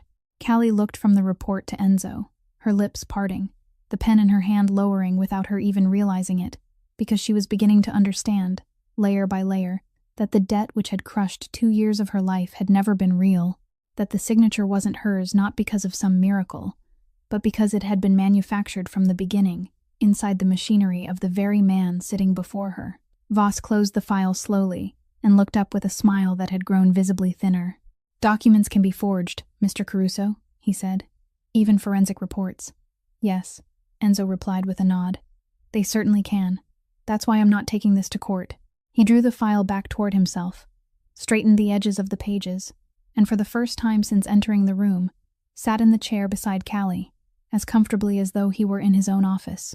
"I intend to do something far worse," he continued in the same even voice. "I intend to send a copy to every person in our world, to the bookmakers who exchange money through you, to the families who have allowed the Raven to conduct business, and to every major debtor considering whether to sign another agreement with your system. You understand this better than I do, Mr. Voss. In our world, money isn't blood. Reputation is blood. People sign with the Raven because they believe the Raven is merciless but fair. Now imagine the entire city learning that the Raven prints false debts in his own workshop and traces the signature of an orphaned waitress so he can collect money that was never borrowed. No one will declare war on you. Beginning tomorrow, they simply won't sign with you anymore. And a lending empire, as you know better than anyone, doesn't die from a lack of money. It dies when no one believes in it. Enzo paused, allowing the silence to do its work, then concluded in a voice that was almost courteous. Or, right now, you tear up that document. The debt that never existed disappears as though it had never existed. Miss Sutton walks out of here a free woman, and the story of your printing operation remains locked inside my safe, as a courtesy between two men who understand the rules. You have 2 choices, and 1 minute. I'm not threatening you, Mr. Voss. I'm simply giving you the price list. The 2 men stared at each other across the wooden desk, and Callie, seated between them with the pen now cold in her hand, witnessed for the first time in her life a true battle from the underworld. There were no roars, no fists, and not a single drop of blood, only 2 pairs of eyes and 1 truth laid upon a table, yet its weight made the air in the room so dense that breathing became difficult. She looked at the silver-haired man who had held her fate in his hands only moments before, and saw something on that seasoned face she had never seen there, the calculation of a man who was losing. The full minute didn't need to pass. Voss reached for the debt acknowledgement lying before Callie, lifted it to eye level as though regretting the loss of a beautiful hand of cards, then tore it in half, tore it again, and let the pieces fall across the desk. Let us consider the debt never purchased, he said dryly. And from this moment forward, this woman doesn't owe my system a single dollar. Enzo rose and fastened the button of his coat, still damp from the rain. A wise decision, he said, then added one final sentence, as light as a farewell nod and as cold as a boundary carved into stone. As for my father's restaurant and the people inside it, I trust that beginning tonight, we understand one another. Voss didn't answer, and his silence was answer enough. Enzo turned toward Callie and held out his hand. Still unable to believe the scraps of paper scattered across the desk, she placed her cold hand in his. He closed his fingers around it, steady and warm, and helped her rise from the leather chair that had been far too large for her. Together, they walked out of the room, through the hallway, past the 2 guards still standing as motionless as statues, and into the Chicago rain, which had begun to soften. Neither of them looked back. Outside, the city continued moving through its Thursday night. Restaurants glowing with light, the last buses making their routes, millions of people entirely unaware, because some battles that decide the fate of a single life, and sometimes an entire territory, end without anyone beyond 3 people in one room ever knowing they happened. The black sedan brought them back to Il Faro after midnight had passed over the city. Throughout the drive, Callie sat silently in the passenger seat, both hands resting in her lap, glancing down at them from time to time, as though she still couldn't believe they would never again have to sign another piece of paper. Enzo didn't take her back to the laundromat. With the instinct of a man who had survived the longest nights of his own life, he understood that there were nights when no one should be left alone, and when the car stopped outside the restaurant with every light along its facade already extinguished, she didn't ask why. He opened the rear entrance and led her through the kitchen, and instead of allowing darkness to cover the rows of stainless steel tables as it did every night, he reached out and turned on every light. The kitchen glowed, clean and warm, and the place where not long ago she had sat crying alone in the darkness while her phone repeatedly lit up on the floor was now filled with soft golden light. Enzo placed a kettle on the stove, took down 2 cups, and prepared 2 servings of hot tea with unhurried movements. Then he pulled 2 chairs close to the steel table in the center of the kitchen, where the head chef usually stood during the day to arrange the plates. They sat facing each other, steam rising between them, and he asked nothing. He only remained there, as patient as he had been throughout the past several weeks, and that silence, which demanded nothing from her in the brightly lit kitchen, accomplished what no question ever could. Callie held the warm cup between both hands, watched the thin steam drift upward, and began to speak, her voice hesitant at first, then gradually becoming steadier, like water finally finding a path after being dammed for 2 years. My father left when I was little and never came back, she said, simply, without bitterness, as though describing rain that had stopped long ago. After that, it was only my mother and me. My mother was a nurse, as you already know. She worked day shifts and night shifts. Sometimes an entire week passed, and I only saw her when she came home to exchange one uniform for another. But I never felt that anything was missing, because she had a way of making even the humblest dinner feel like a feast. A faint smile touched her face at the memory, and Enzo realized it was the first time she had spoken of her past without fear casting a shadow through her eyes. "I used to dream of becoming a teacher," she continued. "I was accepted into an education program and studied for nearly 2 years. I still remember practicing lessons in front of the mirror, imagining a classroom filled with children." Then she stopped, looked down into her tea, and her voice dropped lower. "When I was 20, my mother's kidneys began to fail. The doctor said she needed regular dialysis 3 times a week, and I sat in the hospital corridor that day and made a simple calculation. Tuition on one side, medical bills on the other, and the strength of one person between them. I deferred my studies, and then the deferral became leaving school altogether. No one forced me, so please don't think that. My mother even cried and begged me not to quit. But a woman who had spent her entire life bandaging strangers couldn't be left with no one to bandage her. 3 years, she said. For 3 years, I worked every job I could find. I helped at a diner in the mornings, took my mother to the hospital in the afternoons, and brought bookkeeping home to do at night. And do you know the strangest thing? Those were the 3 years when I felt closest to her. On the bus rides to the hospital, she told me about the patients she had cared for, people whose names she had never shared with anyone. She said, "Sweetheart, my work taught me one thing. People remember for a very long time those who were kind to them when they were at their weakest." Callie paused and took a sip of tea, and Enzo saw her fingers tighten around the cup as she reached the part he knew would be the hardest. "Then my mother couldn't keep fighting," she said softly. 2 years ago, the day she died, they handed me a stack of hospital bills as thick as a book, and I sat in that small hospital room signing page after page with a hand that trembled so badly the employee had to show me where to sign again. I walked out through the hospital gates that day, burdened by a mountain of unpaid medical bills and with no one left in the world. No father, no mother, no brothers or sisters. My friends from college had already moved into lives of their own long before then. I was 25 years old, and I was completely alone. And that was when Wade appeared. She looked up at Enzo, as though she needed him to understand the full weight of that moment before he judged her. He started coming to the diner where I worked. Every week, he always sat at one of my tables and always left a kind thank you behind. Then there were flowers, messages asking whether I had eaten, and afternoons when he waited outside the diner just to walk me to the bus stop.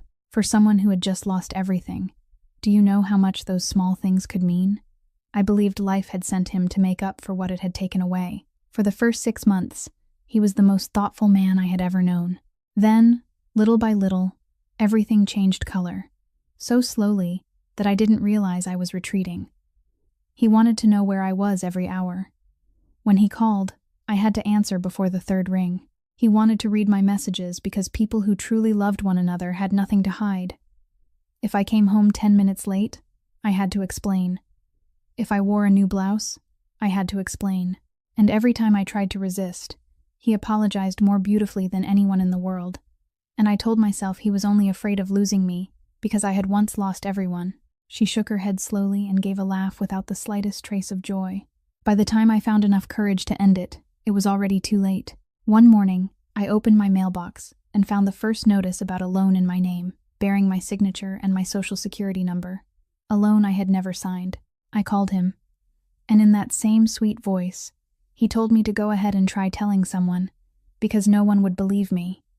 You already know the rest. The kitchen fell silent, leaving only the sound of the kettle slowly cooling on the stove. "Why didn't you tell anyone?" Enzo asked quietly. "For 2 years, not one person." Callie looked directly into his eyes, and her answer came slowly, one word at a time, as though she had repeated it to herself thousands of times through sleepless nights.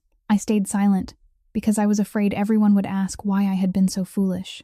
Why did I trust someone like that? Why did I let it go so far? Why didn't I see it sooner? And there was something I feared even more. I was afraid of becoming a burden. People feel sorry for you once, maybe twice, but by the 10th time, they grow tired, and they leave. I'm used to losing the people I love, Enzo. I couldn't survive losing anyone else, so I chose not to let anyone come close in the first place." Enzo remained still until she had spoken the final word. Then he set down his cup, leaned forward slightly, enough for her to see his gray eyes clearly beneath the light, and spoke in a slow, steady voice that carried no pity, only the certainty of a man declaring something he believed absolutely. "Callie, listen to me. Trusting the wrong person isn't a crime. The fault belongs to the man who turned your kindness into a trap. You aren't foolish. You were simply kind among people who weren't worthy of that kindness, and that has never, not for a single day, been your fault." Callie looked at him, her lips trembling, and this time she didn't raise a hand to wipe the tears away as she always had before. She allowed them to fall in the brightly lit kitchen, because for the first time in 2 years, they weren't tears of fear. They were the tears of someone who had finally felt another person lift away the stone she had believed she would have to carry for the rest of her life. When the tears had finally subsided, and the tea in both cups had grown only lukewarm, Callie sat quietly for a long while. Then, as though suddenly remembering something, she raised a hand to her neck and removed the silver necklace. Enzo had never once seen her without during the past 14 months. She laid it in her palm, looked at it with the tenderness people reserved for someone they loved, and said softly, "I want to show you something. I've spent the whole night telling you about my mother, but I haven't shown you her face." Her fingers found the tiny clasp along the side of the teardrop-shaped pendant, which Enzo had always assumed was nothing more than a smooth piece of silver, and the pendant opened in half like a miniature book. Inside was a small photograph faded with time, cut to fit perfectly within the silver frame, showing a middle-aged woman in a pale blue nurse's uniform, her hair gathered into a low bun at the back of her neck, smiling at the person behind the camera with such gentleness that warmth seemed to radiate from the picture itself. "This is my mother," Callie said. "It was taken at the hospital, a few years before she became ill. I've always thought this photograph looked more like the person she truly was than any other." She gently pushed the pendant across the steel table toward him, and Enzo Caruso lowered his eyes to that tiny photograph, and then the entire kitchen, the faint murmur of rain still lingering beyond the walls, the whole world around him, came to a stop. He could no longer hear what Callie was saying. He was somewhere else, in a hospital corridor 11 years earlier, on the highest floor of the palliative care wing, where the smell of disinfectant mingled with the scent of flowers someone had forgotten, where a 23-year-old young man named Enzo had spent the final nights sitting beside the bed of a father whose life was slowly draining away. During those months, the entire city had held its breath and waited for the old boss to close his eyes. The men beneath him came to visit with calculation written across their faces. His enemies sent flowers with condolence cards prepared in advance. The doctors spoke to his father with the caution of people touching a bomb. Everyone who entered that room carried either fear or an agenda. Everyone saw the Caruso name before they saw an old man dying. Everyone except one person. A nurse from the ward, no longer young, with her hair gathered into a low bun, stopped by the room at the end of every shift, carrying a bowl of hot soup she had warmed herself in the ward kitchen, because she said the old man complained that the hospital food was always too cold. She never knocked timidly. She never bowed or acted submissive, and she was never curious. She adjusted his father's pillow, gently scolded him when he hid his medicine beneath his tongue, told him small stories about the day unfolding beyond the window, and called him by his given name, rather than by the family name the whole city whispered. Once, Enzo had stood outside the door and heard his father, a man who had trusted no one throughout his life, ask whether she knew who he was. The nurse continued tucking the blanket around him, and answered as lightly as though the question meant nothing. "On this floor, sir, everyone is simply a human being who needs care." And the old man had laughed, the most peaceful and uncommon laugh of his final months. On one of the last nights, his father held Enzo's hand and whispered many instructions about the family, the empire, and the names he must be wary of, but his final instruction had nothing to do with any game of power. He said, "I've met countless men who knelt because they feared me, and only a few who treated me kindly without needing to know who I was. Remember this, son. That is the rarest thing in the world. If one day you encounter that kindness again, anywhere, in any form, don't let it be made to suffer." After the funeral, Enzo had sent someone back to the hospital to find that nurse and thank her. But she had transferred to another ward, then another hospital, and life had carried everyone in different directions. He had never even learned her name. For 11 years, that face had rested quietly in a corner of his memory, until tonight, when it smiled at him from inside a silver pendant in the kitchen of his own father's restaurant. "Enzo?" Callie called softly. "What's wrong?" Enzo looked up, and Callie froze, because the gray eyes of the most powerful man she had ever known, eyes usually as calm as steel, were red with tears. It took him a moment to find his voice again. "Your mother?" he asked slowly, each word moving as carefully as a footstep across thin ice. "Did she ever work in palliative care? About 11 years ago?" Callie blinked in surprise and nodded. "Yes. She worked there for several years before transferring to a hospital closer to home." "How did you know?" And Enzo told her. He spoke in a voice he had never used with anyone before, telling her about the corridor on the highest floor, about the old boss feared by an entire city who had become small and frail inside a wasted body, about the bowls of hot soup at the end of every shift, about the only nurse who called his father by his given name, about the answer that on this floor everyone was simply a human being, and about his father's final instruction from the hospital bed, that if Enzo ever encountered that kindness again, he must never allow it to suffer. The more he told her, the more Callie's hands began to tremble. Pieces of two lives that had seemed entirely separate were joining before her eyes. She remembered the bus rides to the hospital, and the stories her mother had told about patients whose names she never revealed. "There's one very difficult old man, sweetheart. He complains that his food is cold, but I feel sorry for him, because everyone in the ward is afraid of him, and no one is willing to stay and listen when he speaks." Callie began to cry, but this time, in the brightly lit kitchen, it was no longer the kind of crying she had to smother into her palm as she had on that fateful night. These weren't tears of fear or wounded pride. She cried the way people cried when they discovered they had never been as orphaned as they believed, when they realized that a mother long gone was still reaching out to protect them from somewhere far away, through a bowl of hot soup she had once warmed for a stranger 11 years earlier. Two people sat across from each other in the kitchen, a boss and a waitress, and suddenly understood that an invisible thread had bound them together long before either knew the other existed, that the night he heard her crying behind the kitchen door hadn't been the beginning of this story. It had only been the middle of a circle drawn long ago by two people who were no longer alive. Enzo reached across the table, gently closed the pendant, placed it in Callie's palm, and folded her fingers around it with great care. Then he spoke in a voice deep and certain, like a vow carved into stone, the words that completed a circle 11 years in the making. "Tonight, you watched the debt bearing your name be torn apart, but I want you to understand something even greater. Every debt you have ever carried, whether real or false, whether written on paper or held inside your heart, was paid by your mother a very long time ago, through bowls of hot soup no one asked her to make, through kindness given without needing to know the name of the person receiving it, and through raising someone like you." Winter came quietly to Chicago that year, covering the city in bitter mornings and early sunsets that painted the rooftops of River North in gold. And 3 months passed after the night in the brightly lit kitchen, 3 months in which the greatest changes revealed themselves through the smallest things. Wade Mercer left Chicago during the first week of December, without ceremony or farewell, exactly as defeated men usually left.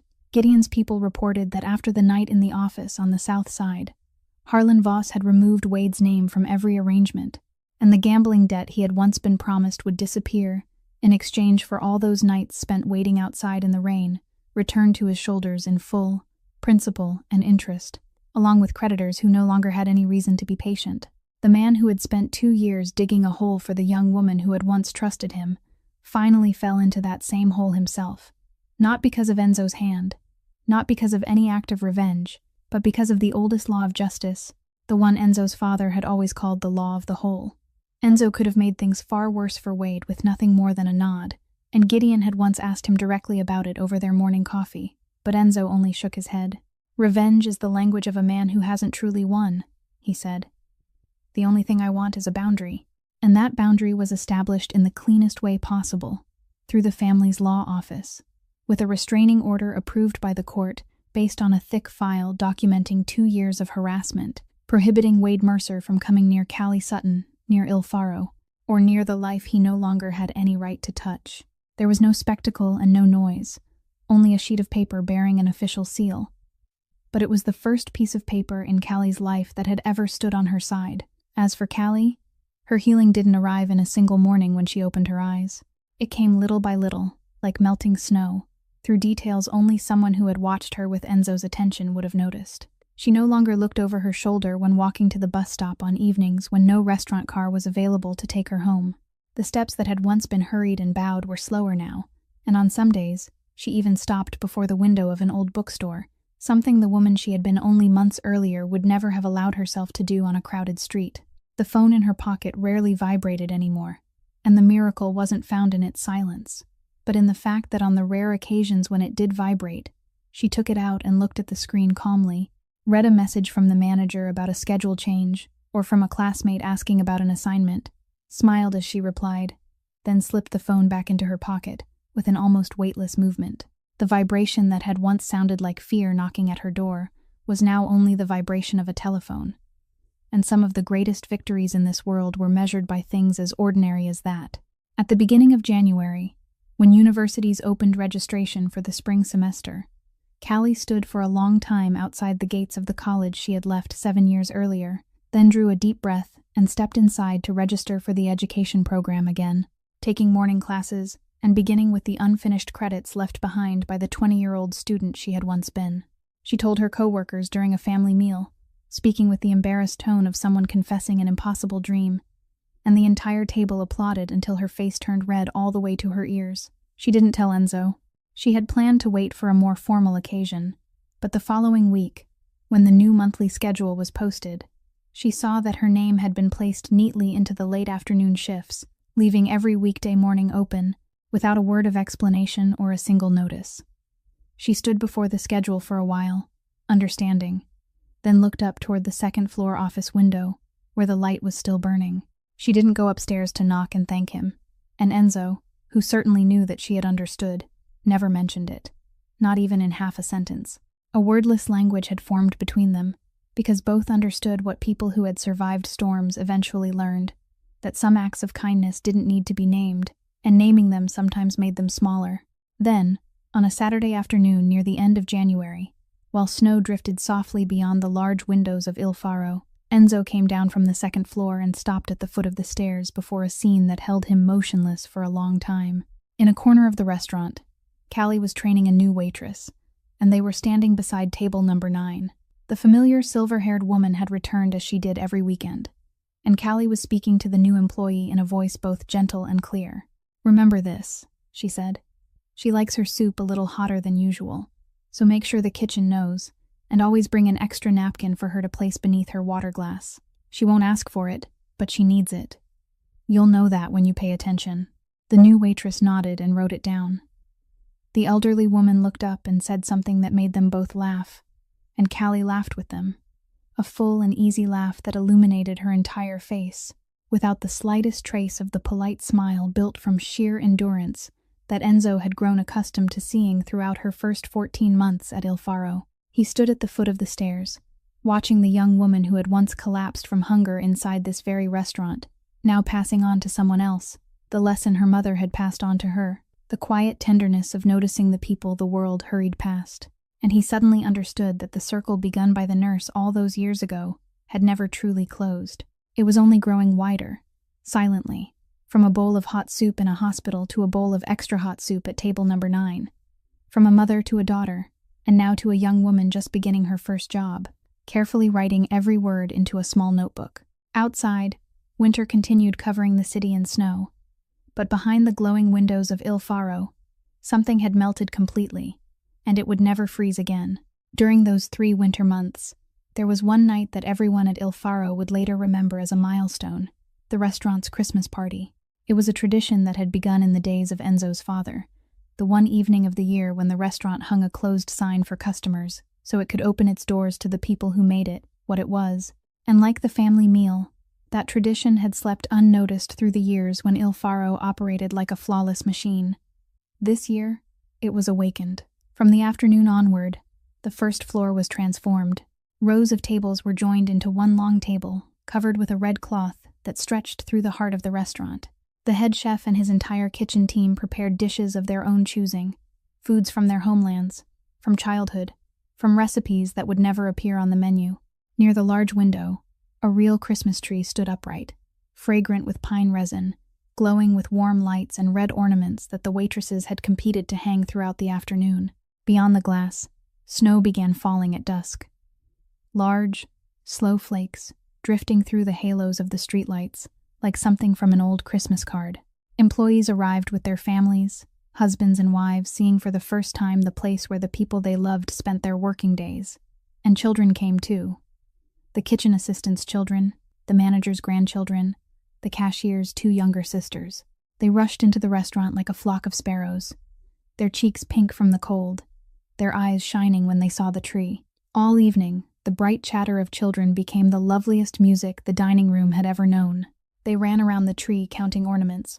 They cried out in delight when the head chef, the largest and most serious man in the restaurant, emerged from the kitchen wearing a red hat and carrying a basket of presents, then crouched down to hand one to each child, calling every child by name because he had taken the trouble to ask their parents beforehand. The children hugged their gift boxes and bounced with excitement, making everyone at the long table laugh until they nearly leaned into one another. Later, parents were seen taking their children by the hand to the large window and pointing out the snow falling over the street.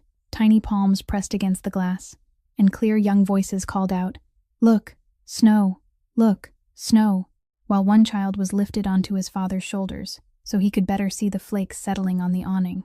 Enzo sat somewhere near the middle of the long table, not at its head, never at its head during gatherings like this, and he watched it all with the strange feeling of a man who had just found something he hadn't known he had lost. Then he saw Callie. She arrived slightly late, because her morning class had been followed by an afternoon study session, and when she stepped through the door and gently brushed the snow from the shoulders of her coat, the entire table turned and called her name, as though welcoming home the youngest member of the family. She wore a simple dark blue wool dress, the only clothing other than her uniform that her coworkers had ever seen her wear.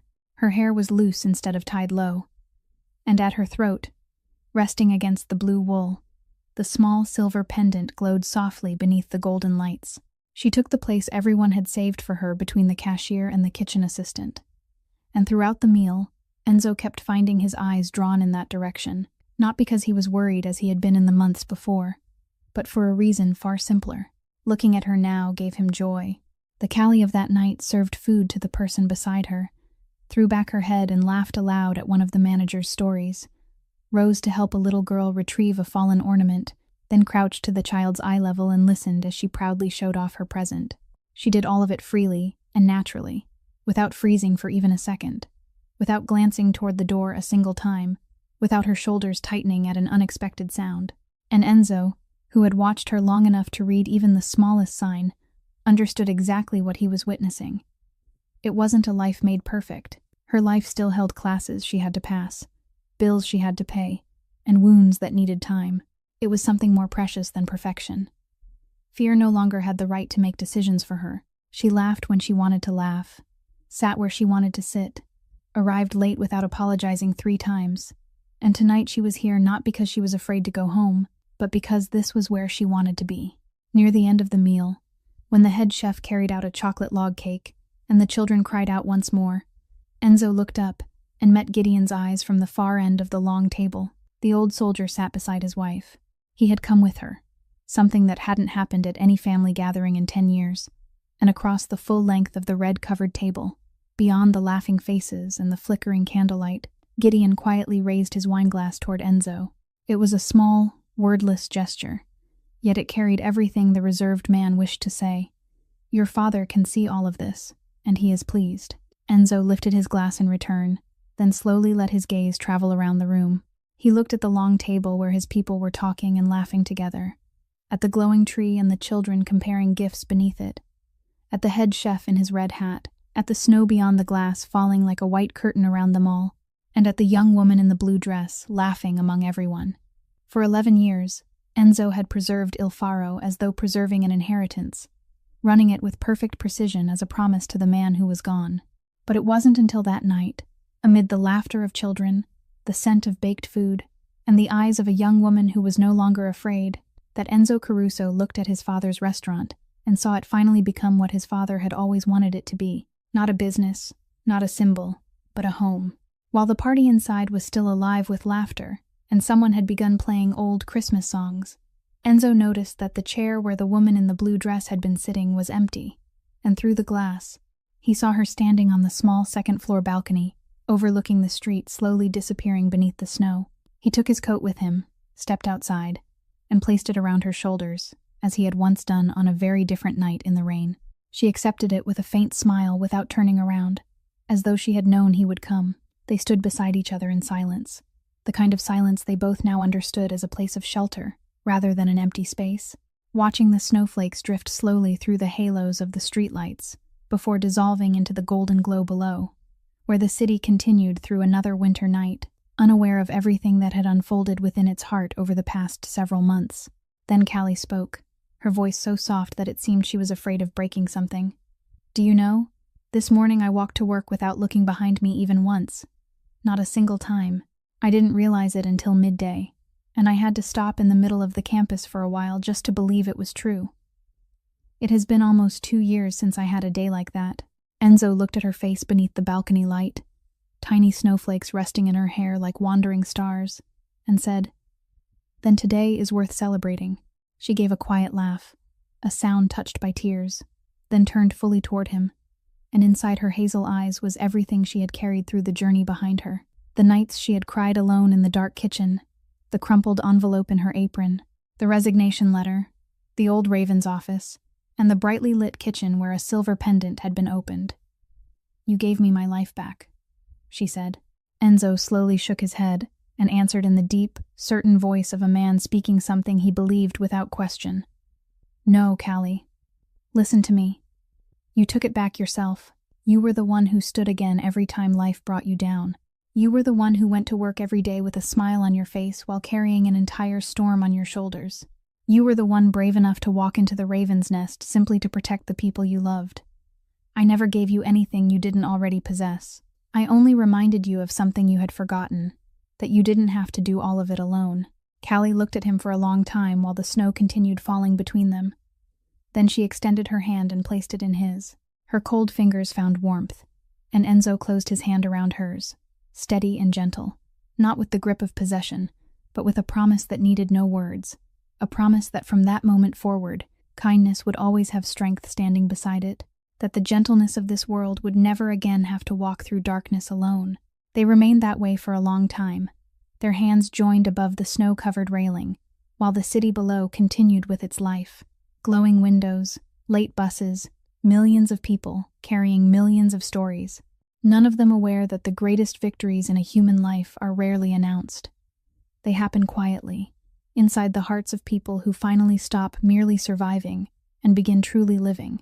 And that night, standing in the falling snow beside the woman who had taught him the greatest lesson of his life, Enzo Caruso understood something 10 years of power had never been able to teach him, that true power is never measured by the number of people who feel fear when they hear a name. It is measured by the number of people who feel safe when they stand beside it. And the kindness we plant today, even when it is as small as a bowl of hot soup warmed by a nurse in a hospital many years ago, never disappears. It only travels quietly through the world until one day it returns to protect the people we love in the place we least expected.